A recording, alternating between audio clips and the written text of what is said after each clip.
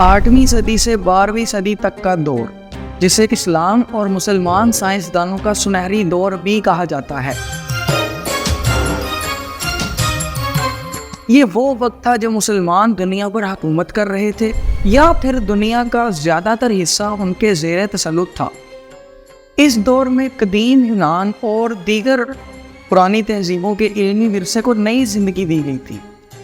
ان کے قدیم علوم جیسے کہ فلسفہ، ادب اور سائنس کی کتب کو ترجمہ کیا جا رہا تھا، یعنی کہ سقراط، ارسطو، مقراط، افلاطون اور دیگر کے کاموں کو محفوظ کیا جا رہا تھا اور عربی زبان میں ترجمہ کیا جا رہا تھا۔ یہ وہ دور تھا کہ جب عرب کے شہر بغداد، قاہرہ اور اندلس علمی پاور ہاؤس بن رہے تھے اور علم و فنون کے مرکز بھی تھے۔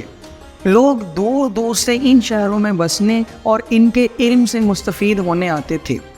ان شہروں میں متعدد تعلیمی ادارے بھی تھے جہاں سائنس، ریاضی، فلکیات، فلسفہ، طب اور کئی دیگر علوم میں ترقیاں ہو رہی تھی۔ یہ ایسا دور تھا کہ علم کی تخلیق اور پیداوار میں کوئی نسلی یا مذہبی پابندی نہیں تھی۔ عیسائی، مسلمان اور یہودی اکٹھے کام کرتے تھے اور متحد ہو کر سائنسی دریافتوں اور عقلی سوچ کو ترقی دے رہے تھے۔ یہ دور 8ویں صدی میں شروع ہوا اور پھر کئی صدیوں تک جاری رہا، مگر پھر اچانک سب ختم ہو گیا۔ نہ کوئی نئی دریافتیں ہوئی، نہ ہی کوئی نیا علم آیا اور نہ ہی کوئی سنہری دور باقی رہا۔ تو سوال یہ ہے کہ ہوا کیا؟ مسلمانوں کے اس حیرت انگیز اور متحرک سنہری دور کے خاتمے کی کیا وجوہات تھی؟ اور آج مسلمانوں کے اس عروج اور زوال کی کہانی کو ہم آپ کو دکھا رہے ہیں۔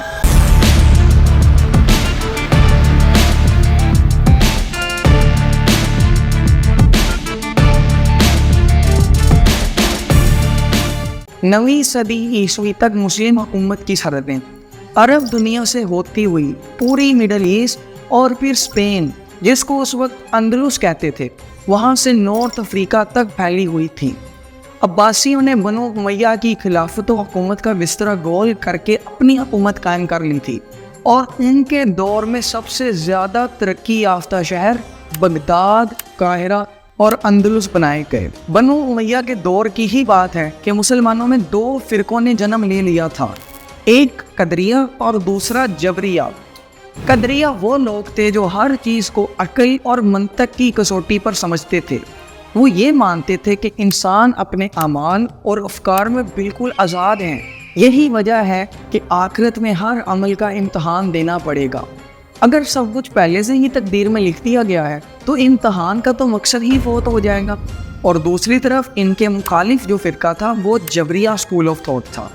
وہ عقل اور منطق کی بجائے احکام الہی کو منوون مانتے تھے اور کہتے تھے کہ انسان اپنے اعمال اور افکار میں آزاد نہیں ہے۔ اللہ تعالیٰ نے سب کچھ پہلے سے ہی تقدیر میں لکھ دیا ہے۔ اگر کوئی پتا بھی ہلتا ہے تو وہ اللہ کی مرضی سے ہلتا ہے، یا سورج اگر طلوع یا غروب ہوتا ہے تو وہ بھی اللہ کی مرضی سے ہی ہوتا ہے۔ ان دونوں فرقوں کے درمیان مکالمے اور بحث و مباحثے بھی ہوتے رہتے تھے، اور یہ اپنے افکار کے حق میں قرآن و حدیث سے دلائل بھی لاتے رہتے تھے۔ مثلاً قدریہ فرقہ جو کہ آزاد خیال تھے، ریشنل تھنکرز تھے، وہ سورہ کہف کی آیت نمبر 29 کو ثبوت کے طور پر پیش کیا کرتے تھے۔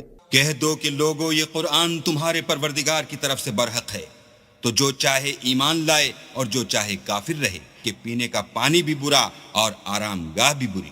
جبکہ اس طرح قدریہ فرقے والے سورۃ التکوین کی آیت نمبر 29 کا حوالہ دیتے تھے۔ اور تم کچھ بھی نہیں چاہ سکتے مگر وہی جو اللہ رب العالمین چاہے۔ بہرحال یہ بحث و مباحثہ، لڑائی اور فساد تک بھی بعض دفعہ چلے جایا کرتے تھے۔ بنو امیہ طاقت کے ذریعے حکومت میں تو آ گئی تھی، لیکن حکومت میں رہنے کا اخلاقی جواز ان کے پاس بہرحال نہیں تھا۔ جب کسی حکومت کے پاس اخلاقی جواز نہیں ہوتا نا، تو پھر وہ جواز بنا لیتی ہے۔ اور وہ جواز بنو امیہ نے کیسے بنایا؟ بنو امیہ اصل میں یہ جانتے تھے کہ لوگ انہیں پسند نہیں کرتے۔ یہی وجہ ہے کہ حجاز یعنی کہ مکہ اور مدینہ کے لوگوں نے بنو امیہ کی بیعت توڑ دی تھی، اور عبداللہ ابن زبیر نواسہ خلیفہ اول حضرت ابوبکر صدیق کے نواسے کے ہاتھ پر بیعت کرنی تھی۔ اس دوران بنو امیہ نے حجاز پر لشکر کشی کی اور ابن زبیر کی بغاوت کو ختم کر دیا۔ اس حملے میں بیت اللہ کی دیواریں بھی گری اس کے پردے بھی جلے اور نقصان بھی ہوا۔ بس اسی طرح کی حرکتوں کا جواز بنو امیہ کے پاس نہیں تھا، اور یہ جواز انہیں جبریہ اسکول آف تھاٹ سے ملا۔ وہ لوگوں کو یہ کہنے لگے کہ ہم نے تو کچھ کیا ہی نہیں ہے، یہ تو خدا نے لکھا ہی اس طرح سے تھا، کیونکہ جبریہ اس بات کو مانتے تھے کہ وہی کچھ ہوتا ہے جو خدا چاہتا ہے۔ اسی لیے یہ اسکول آف تھاٹ کو بنو امیہ نے سپورٹ کرنے کی کوشش شروع کر دی۔ البتہ تاریخ کی گواہی کے مطابق جب بنو امیہ کے بعد عباسیوں نے حکومت سنبھالی تو انہوں نے جبریہ کی بجائے قدریہ فرقے کو، یعنی کہ ریشنل تھنکرز، آزاد خیالوں کو سپورٹ کرنا شروع کر دیا۔ اس کی وجہ کیا تھی اس کے اوپر بھی بات کرتے ہیں، لیکن عباسیوں کا پہلا حکمران عبداللہ ابن محمد تھا، جو کہ اپنی خون ریزیوں کی وجہ سے تاریخ میں الصفا کے نام سے مشہور ہوا۔ الصفا یعنی کہ خون کا پیاسا۔ یہاں یہ بات غور طلب ہے کہ اب تک قدریہ فرقہ یعنی کہ ریشنل تھنکرز، آزاد خیال، وہ ایک منظم اسکول آف تھاٹ بن چکا تھا، اور اس کی ماڈرن شکل اب معتزلہ کہلاتی تھی۔ یہ معتزلہ حسن بصری کے ایک شاگرد واصل بن عطا نے ہی ترتیب دی تھی۔ معتزلہ نے قرآن و حدیث کے الفاظ کو منون تسلیم نہیں کیا، بلکہ ان کو عقل اور منطق کی کسوٹی پر سمجھنے لگے۔ وہ ریشنل لوگ تھے، یعنی سوچنے کو اور عقل کو زیادہ ترجیح دیتے تھے۔ انہوں نے یونانی فلسفے کا استعمال کر کے خدا کے احکام کی ایک تشریح کرنے کا ایک نظام بھی بنایا تھا، جس کو وہ علم الکلام کہتے تھے، اور علم الکلام کے جو ماہرین تھے ان کو پھر بعد میں متکملین بھی کہا جاتا تھا۔ اس کے برعکس جو جبریہ فرقہ تھا، جو تقدیر کو مانتے تھے، وہ ایک مکمل اسکول آف تھاٹ بن چکا تھا، ڈسپلن بن چکا تھا۔ اس کی قیادت مشہور عالم دین احمد بن حنبل کر رہے تھے، اور وہ معتزلہ کے شدید خلاف تھے۔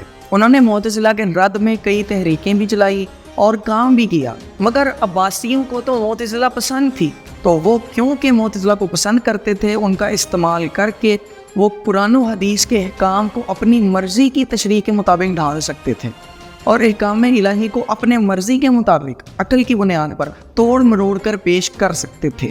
تو عباسیوں نے جبریہ اسکول آف تھاٹ اور امام احمد بن حنبل کو جیل میں ڈال دیا اور ان کے اوپر بے پناہ ظلم اٹھائے۔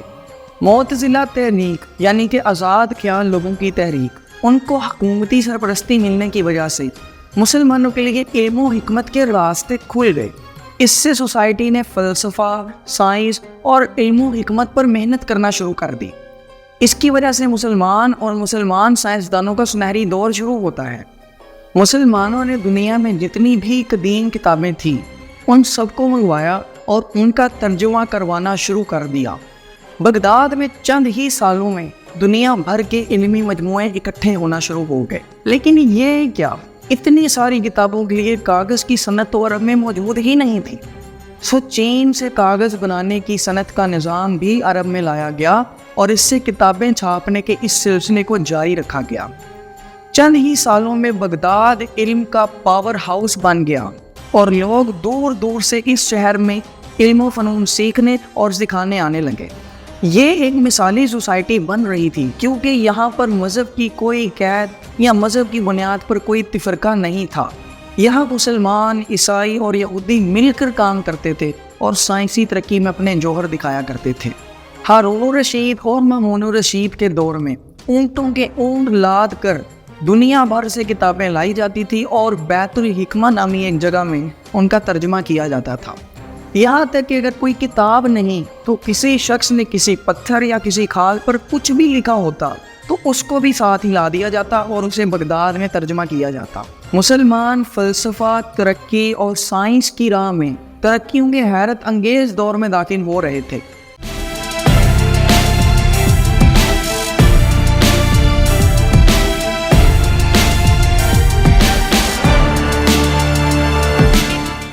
مسلمانوں کے سنہری دور کے ایک سائنسدان ابن سینا، جنہیں عام طور پر مغرب میں ایویسینا بھی کہتے ہیں، یہ مسلم دنیا کے ممتاز فلسفی اور طبیب بھی تھے۔ انہیں اکثر ابتدائی طب کا بانی بھی کہا جاتا ہے۔ ابن سینا نے طب کے علاوہ فلکیات، ارضیات اور ریاضی پر بھی بہت کام کیا۔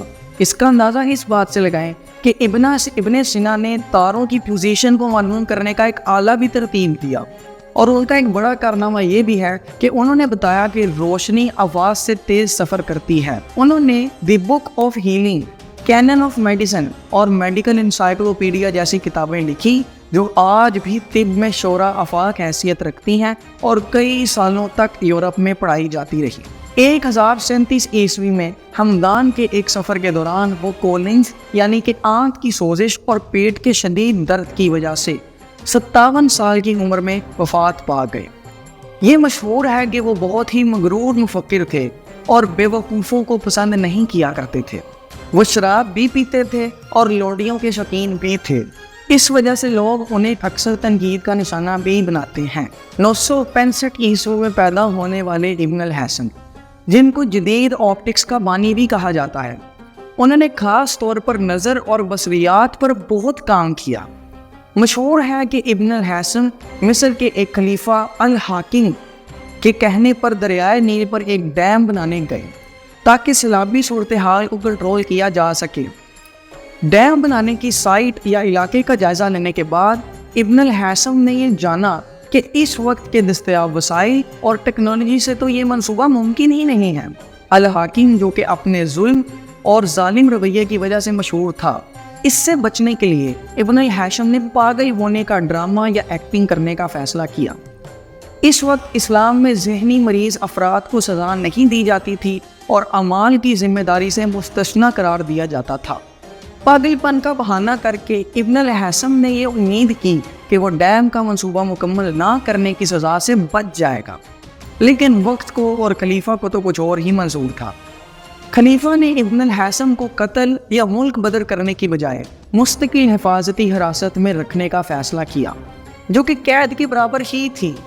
پھر ابن الحسن 10 سال تک قید میں رہا اور اسی قید میں اس نے پن ہول کیمرے کی ایجاد بھی کی۔ قید کے دوران اس نے دیکھا کہ دیوار میں ایک چھوٹے سے سوراخ سے روشنی داخل ہوتی ہے اور وہ سامنے دیوار پر ایک تصویر بناتی ہے، اور یہاں سے اسے کیمرہ بنانے کی ایجاد سمجھ میں آئی۔ ابن الحسن نے روشنی کے بارے میں 2 بڑے اہم اصول بتائے۔ ایک یہ کہ روشنی ہمیشہ سیدھی لائن میں سفر کیا کرتی ہے، اور دوسرا یہ کہ نظر تب پیدا ہوتی ہے یا کوئی چیز ہمیں تب نظر آتی ہے جب روشنی کی کرنیں ہماری آنکھوں میں داخل ہوتی ہیں۔ اس سے پہلے یونانی فلسفیوں کا یہ ماننا تھا کہ ہمیں نظر تب آتا ہے جب ہماری آنکھ سے روشنی نکلتی ہے، لیکن ابن الحسن نے بتایا کہ روشنی ہماری آنکھ سے نہیں نکلتی بلکہ ہماری آنکھ میں داخل ہوتی ہے تب نظر آتا ہے۔ 74 سال کی عمر میں ابن الحسن قید میں ہی فوت ہو گیا، مگر تاریخ کے سنہری پنوں میں وہ امر ہو گیا۔ اس کی کتاب کتاب المناظر جیسی شورا آفاق کتاب آج بھی موجود ہے اور آپٹکس میں اعلیٰ پائے کی کتاب مانی جاتی ہے۔ مسلمان سائنسدانوں میں ایک سرجری کے بانی الزہروی یا الزہرویس بھی تھے۔ ان کی کتاب کتاب التصریف 500 سال تک یورپ میں سرجری کی ٹیکسٹ بک مانی جاتی رہی۔ انہوں نے اپنے دور میں 200 سے زیادہ سرجری کے آلات بنائے جو آج بھی آپریشن میں استعمال ہوتے ہیں۔ 936 عیسوی میں پیدا ہونے والے یہ عظیم سرجن شاہی دربار کے طبیب بھی تھے اور طبقے کے استاد بھی تھے۔ 30 جلدوں پر مبنی انہوں نے ایک میڈیکل انسائکلوپیڈیا بھی لکھا جس کا نام ابھی میں نے بتایا کتاب التصریف تھا۔ ابو القاسم زہراوی نے ایک دلچسپ واقعے سے ایک قسم کے دھاگے سے اندرونی ٹانکے لگانا سیکھے۔ لیجنڈ ہے کہ ان کے بندر نے ایک میوزیکل انسٹرومنٹ کے دھاگے کھا لیے مگر بندر مرا نہیں۔ ابو القاسم زہراوی حیران ہونے کے بعد جب غور کرتے ہیں تو انہوں نے دیکھا کہ یہ دھاگا جسم میں حل ہو گیا۔ یہاں سے انہوں نے اندرونی ٹانکے لگانے کے لیے اس دھاگے کا استعمال کرنا شروع کیا اور آج بھی اندرونی ٹانکے لگانے کے لیے اسی دھاگے کا استعمال کیا جاتا ہے۔ ابو القاسم زہراوی کی مہارت کا اندازہ اس بات سے لگائیں کہ ایک غلام لونڈی نے خودکشی کرنے کے لیے اپنے گلے کو کاٹ لیا۔ زخم اتنا گہرا تھا اور اس میں جو لیرنگس کا حصہ تھا وہ بھی زخمی ہو گیا تھا۔ لیرنگس وہ حصہ ہوتا ہے جو آواز پیدا کرتا ہے، تو اس لڑکی کی یا لونڈی کی آواز جانے کا خدشہ تھا۔ اس وقت یہ سمجھا جاتا تھا کہ لیرنگس کے جو زخم ہوتے ہیں وہ جان لیوا ہوتے ہیں۔ جب الزہروی کو یہ کیس دیا گیا تو انہوں نے اس کے علاج کرنے کی کوشش کا فیصلہ کیا۔ اس نے زخم کو صاف کرنے کے بعد ٹانکے لگانا شروع کیے۔ یہ ایک نازک عمل تھا کیونکہ زخم کی جگہ اور نوعیت اتنی حساس تھی، لیکن زہروی نے یہ آپریشن بالکل کامیاب انداز میں کر لیا، اور ان کے الفاظ ہیں کہ اللہ کے فضل سے میں نے ایک لونڈی کا علاج کیا جس نے چاقو سے اپنی گردن کاٹ لی تھی۔ یہاں تک کہ زخم ہڈی تک پہنچ چکا تھا۔ میں نے اس کا علاج کیا اور وہ صحت یاب ہو گئی اور اس کی آواز متاثر نہیں ہوئی۔ 1013 عیسوی میں ابو القاسم زہراوی 77 سال کی عمر میں فوت ہو گئے۔ تاریخ ان جیسے ہزاروں قابل مسلمان سائنسدانوں سے بھری پڑی ہے، مگر ایک ویڈیو میں ان سب کا ذکر ممکن نہیں۔ بہرحال ہر عروج کو زوال ہے، تو مسلمانوں کی اس سنہری باغ میں سائنسدانوں کی قحط کیسے پڑی، مسلمان سائنسدان ختم کیسے ہوئے، اور عروج کے بعد مسلمان سلطنت کے زوال کا وقت کیسے شروع ہوا۔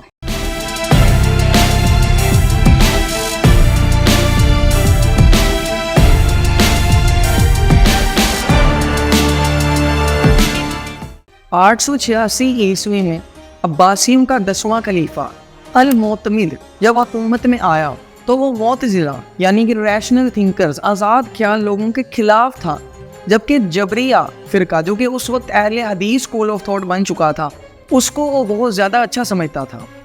اس میں معتزلہ تحریک کے لوگوں کے اوپر ظلم و ستم کرنا شروع کر دیے اور آزادانہ فکر اور سوچ پر پابندی لگا دی، جس سے بغداد میں علم و حکمت کے جو دروازے کھلے تھے وہ بند ہونا شروع ہو گئے۔ اس میں مسلمانوں کے پہلے اور واحد عربی فلسفر ابن جاہز کو بازار میں کوڑے لگوائے۔ اس طرح الرازی جو کہ ایک عظیم سائنسدان اور فلسفی تھا، ان کو آزادانہ سوچ اور فکر کا ہونے کی وجہ سے سزا سنائی گئی اور ان کی کتاب ان کے سر پر اتنی بار ماری گئی کہ ان کی آنکھیں اور بینائی چلی گئی۔ پھر وہ اسی حالت میں بازار میں پھرتے رہے اور پھر ایونچولی مر گئے۔ ایک اور مسلمان فلسفی اور سائنسدان ابن رشد پر کفر کا فتویٰ لگا کر انہیں نظر بند کر دیا گیا۔ جب انہوں نے قید سے بھاگنے کی کوشش کی تو انہیں مسجد کے مینار کے ساتھ باندھا اور ان پر ظلم کیا۔ تاریخ کی گواہی کے مطابق ان پر تھوکا بھی گیا۔ اب آپ خود ہی بتائیں کہ ایک ایسا معاشرہ جہاں بچے سائنسدانوں کے ساتھ یہ ظلم ہوتا دیکھیں تو کیا وہ کبھی سائنسدان بنیں گے؟ نہیں۔ یہی وجہ ہے کہ مسلمانوں کے سائنس میں زوال کا وقت شروع ہو چکا تھا۔ آج سے 1387 سال پہلے 636 عیسوی میں حضرت سعد ابن ابی وقاص رضی اللہ عنہ کی قیادت میں مسلم لشکر نے پرشین امپائر کو جنگ قادسیہ میں ہرایا۔ مال غنیمت اور لونیاں تقسیم کرنے کے بعد مسلمانوں کو مدائن کے شہر میں ایک لائبریری ملی۔ مدائن کی اس لائبریری میں ہزاروں کتابیں موجود تھیں۔ سعد ابن ابی وقاص نے ان کتابوں کے بارے میں اجازت حاصل کرنے کے لیے خلیفہ دوم حضرت عمر کو خط لکھا کہ ان کا کیا کیا جائے۔ حضرت عمر نے ان کتابوں کو جلانے کا حکم دیا اور فرمایا کہ اگر ان میں کفر لکھا ہے تو اللہ نے ہمیں ان سے بچا لیا، اور اگر ان میں اچھی باتیں لکھی ہیں تو اللہ تعالیٰ نے ہمیں اس سے بہتر کتاب قرآن دے دی ہے۔ ہزاروں سالوں کا سیکھا ہوا علم جلا دیا گیا اور دریا میں بہا دیا گیا۔ لیکن مجھے تاریخ کے بارے میں ایک بات بڑی پسند ہے، یہ کسی نہ کسی شکل میں اپنے آپ کو دہراتی ضرور ہے۔ جن کتابوں کو مسلمانوں نے جلایا تھا، ٹھیک اس واقعے کے 650 سال بعد کوئی اور آیا اور مسلمانوں نے جو تحقیق کی تھی ان کی کتابوں کو اسی طرح جلا کر دریا میں پھینک گیا۔ وہ کون تھا؟ 1258 عیسوی میں منگولوں نے ہلاکو خان کی قیادت میں بغداد پر حملہ کیا، جس سے عباسیوں کی حکومت اور مسلمانوں کی 400 سال کی محنت ختم ہو گئی۔ منگولوں نے خون کے دریا بہا دیے۔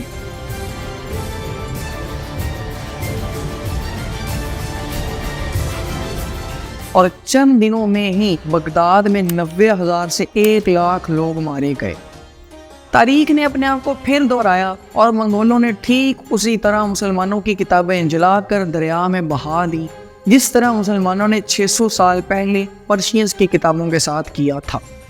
یہ حملہ مسلمان اور مسلمان سائنسدانوں کے تابوت میں آخری کیل ثابت ہوا، اور آپ دیکھ سکتے ہیں کہ آج تک ہم وہ ترقی نہیں کر پائے۔ مسلم سائنس کی جو تباہی عباسی خلیفہ المعتمد نے شروع کی تھی، آخر اس کی انتہا منگولوں نے کی۔ اب نہ تو مسلمانوں میں سائنسی سوچ باقی رہی تھی اور نہ ہی وہ علم جو انہوں نے صدیاں لگا کر سیکھا تھا۔